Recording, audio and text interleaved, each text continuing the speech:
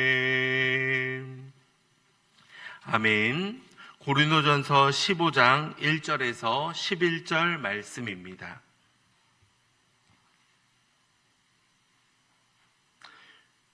고린도전서 15장 1절에서 11절 말씀입니다. 교독합니다.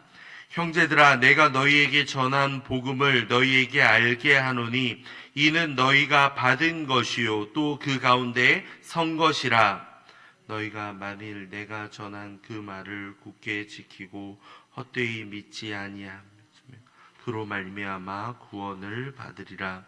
내가 받은 것을 너희에게 전하였노니 이는 성경대로 그리스도께서 우리 죄를 위하여 죽으시고 장사 지낸 바 되셨다가 성경대로 사흘 만에 다시 살아나사 게바에게 보이시고 후에 12 제자에게와 그 후에 500여 형제에게 일시에 보이셨나니 그 중에 지금까지 대다수는 살아있고 어떤 사람은 잠들었으며 그 후에 야고보에게 보이셨으며 그 후에 모든 사도에게와 맨 나중에 만삭되지 못하여 난 자 같은 내게도 보이셨느니라.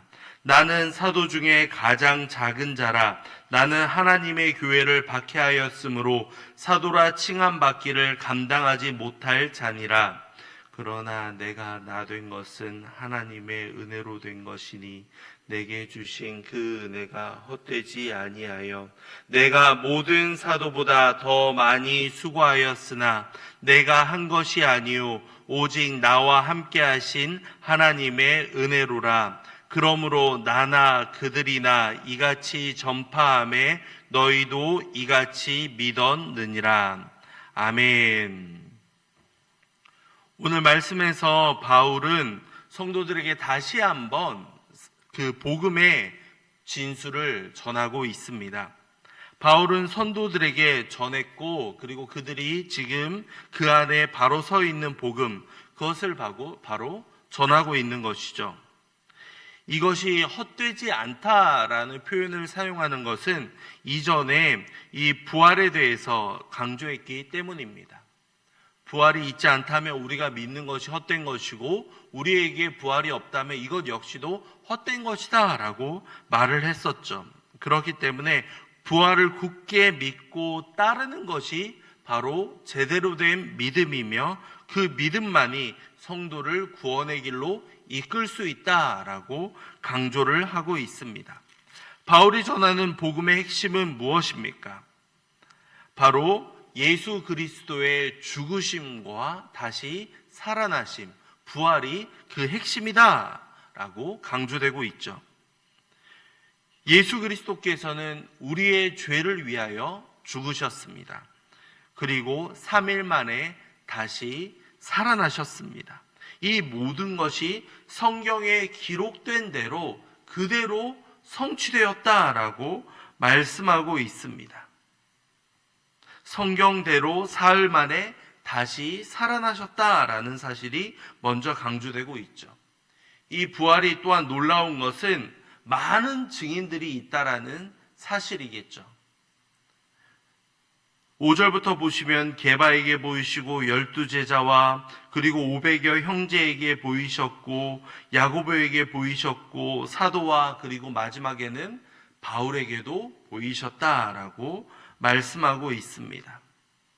사도 바울은 이렇게 경험한 복음을 자신만 알고 끝나버린 것이 아니라 가룟 유다와 같이 죄책감으로 인해서 내가 그러한 예수 그리스도를 믿는 사람들을 핍박했구나 라고 절망감에 휩싸여서 끝나버린 것이 아니라 예수 그리스도를 만난 이후에 그의 삶이 180도 달라져 버립니다. 복음을 핍박하는 사람에게서 복음을 전하는 삶으로 완전히 달라졌다라는 사실입니다. 1절을 다시 보시면 내가 너희에게 전한 복음을 너희에게 알게 하노니 라고 말하고 있습니다. 이것은 무엇입니까?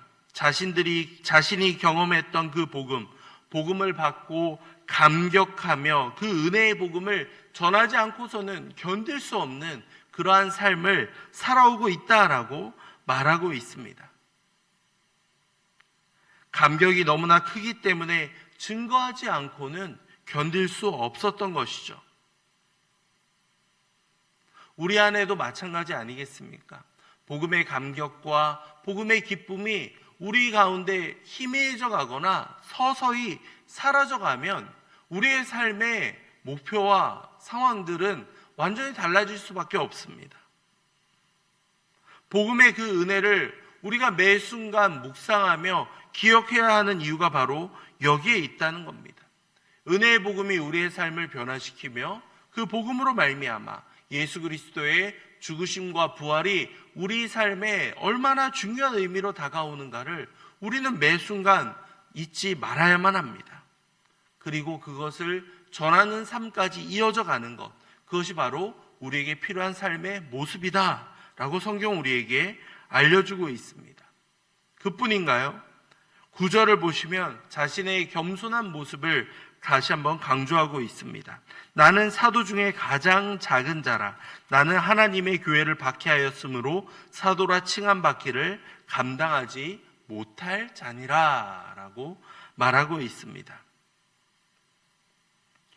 사실 바울이 지금까지 이루어 놓고 복음을 증거하며 교회를 세워갔던 그의 모습을 생각한다면 얼마나 큰 놀라운 사역들을 이루어 갔습니까?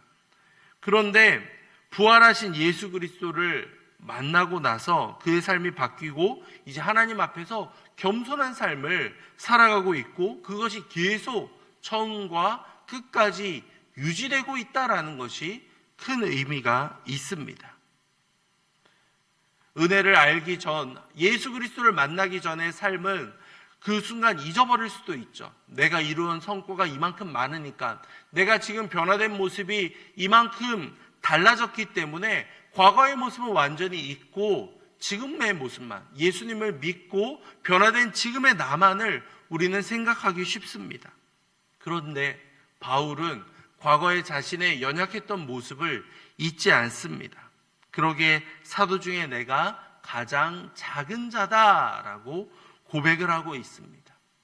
과거에 예수 그리스도를 몰랐던 시절에 핍박하고 정죄하며 사람들을 힘겹게 했던 그 삶을 잊지 않고 있던 겁니다.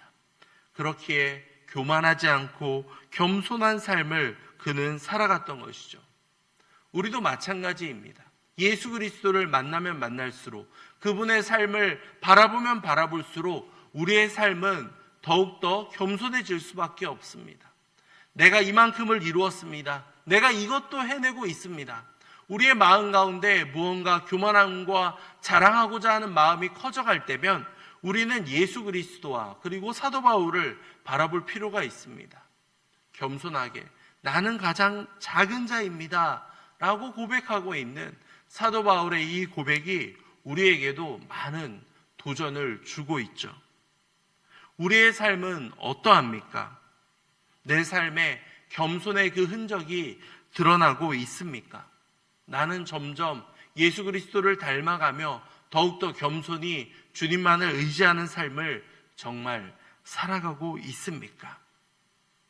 우리의 삶을 돌아보며 내가 무언가를 드러내고자 했던 연약한 모습이 있다면 그 모든 것들을 내려놓고 겸손히 반응할 수 있는 우리가 되기를 소망합니다. 바울이 이렇게 겸손해질 수밖에 없었던 이유는 10절에 나와 있죠. 마지막 10절을 한 번 더 보겠습니다. 함께 읽겠습니다. 10절입니다. 그러나 내가 나 된 것은 하나님의 은혜로 된 것이니 내게 주신 그의 은혜가 헛되지 아니하여 내가 모든 사도보다 더 많이 수고하였으나 내가 한 것이 아니요 오직 나와 함께 하신 하나님의 은혜로라. 아멘. 모든 것이 은혜였다라고 고백을 하고 있습니다. 내가 나 된 것도 하나님의 은혜라고 합니다. 모든 사도보다 더 많이 수고한 것도 나와 함께 하신 하나님의 은혜이다라고 표현을 하고 있습니다. 네, 바울은 은혜를 알고 그 삶 가운데 실천하는 사람이었습니다. 자기가 아무리 수고하고 헌신하고 했더라도 자신이 자신으로서 사도로서 직분을 감당하며 살아가는 모든 것이 하나님이 거저 주신 선물, 은혜라고 고백을 하고 있는 것이죠. 이것을 알았기에 사도 바울은 더욱더 겸손하게 하나님이 다 이루어 주셨습니다, 하나님께서 해주신 은혜입니다 라는 고백을 하고 있던 것이죠. 그 모든 것이, 더 수고하고 더 헌신했던 모든 것이 하나님의 은혜 덕분이었습니다 라고 고백을 하고 있습니다. 자신의 의로 인정받고 내가 열심히 수고했습니다, 사람들에게 인정받고 추앙받는 것을 원하지 않았던 것이죠. 하나님의 은혜로 말미암아 성실한 삶을 살아가는 것, 이것만을 사도 바울은 전하고 있습니다. 복음의 은혜를 아는 자, 그것을 아는 바울은 그렇게 성실하게 복음 전파를 위해 하루하루를 보냈습니다.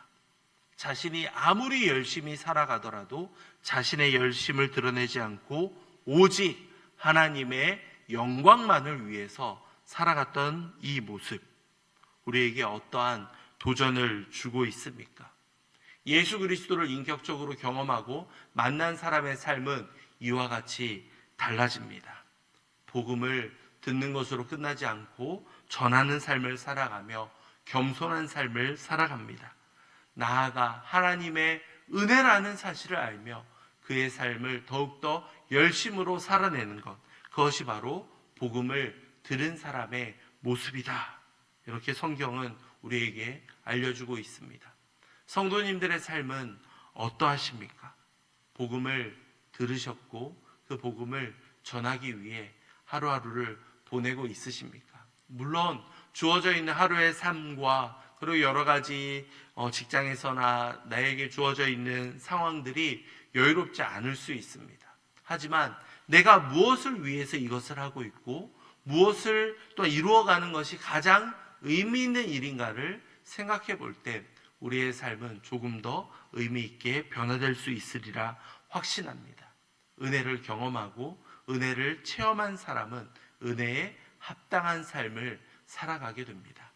우리의 삶 가운데 함께해 주시는 하나님, 그리고 우리에게 찾아와 주신 그 예수님의 은혜를 기억할 때 우리의 삶은 조금씩 변화될 수 있으리라 확신합니다. 오늘 말씀을 묵상하며 함께 기도하며 나아갈 때 주님, 우리가 복음을 증거하는 삶을 살아가겠습니다. 매 순간 겸손을 잃지 않겠습니다. 하나님의 은혜, 오직 그 은혜로만 살아가겠사오니 우리의 삶 가운데 찾아와 주사 주님 역사해 주시옵소서. 함께 기도하도록 하겠습니다. 이어서 교회를 위해서 함께 기도할까요? 교회를 위해 함께 기도할 때에는 계속되는 무더운 여름 가운데 우리 연로하신 어르신들과 환우들을 위해서 함께 또한 기도해 주시기 바랍니다. 건강을 잃지 않고 이 무더운 여름을 잘 이겨갈 수 있도록 아버지 인도해 주시옵소서. 함께 기도하도록 하겠습니다. 이어서 우리가 협력하고 있는 교회와 해외 선교사님들을 위해서도 함께 기도하겠습니다. 복음을 들고 나아가는 그 발걸음들 가운데 주님께서 함께 하시며 주님 역사해 주시옵소서. 우리가 함께 기도하며 그들을 위해 함께 그 기도의 자리를 이어갈 수 있도록 아버지 인도해 주시옵소서. 함께 기도하도록 하겠습니다. 마지막으로 담임 목사님을 위해 기도할 때 우리 목사님 날마다 강건하게 붙잡아 주시며 능력 위에 능력을 부어주사 모든 사역을 능히 감당할 수 있도록 아버지 지켜주시고 영과 육을 굳건히 붙잡아 주시옵소서. 함께 기도하신 이후에 각자의 기도 제목으로 기도하도록 하겠습니다. 기도하겠습니다.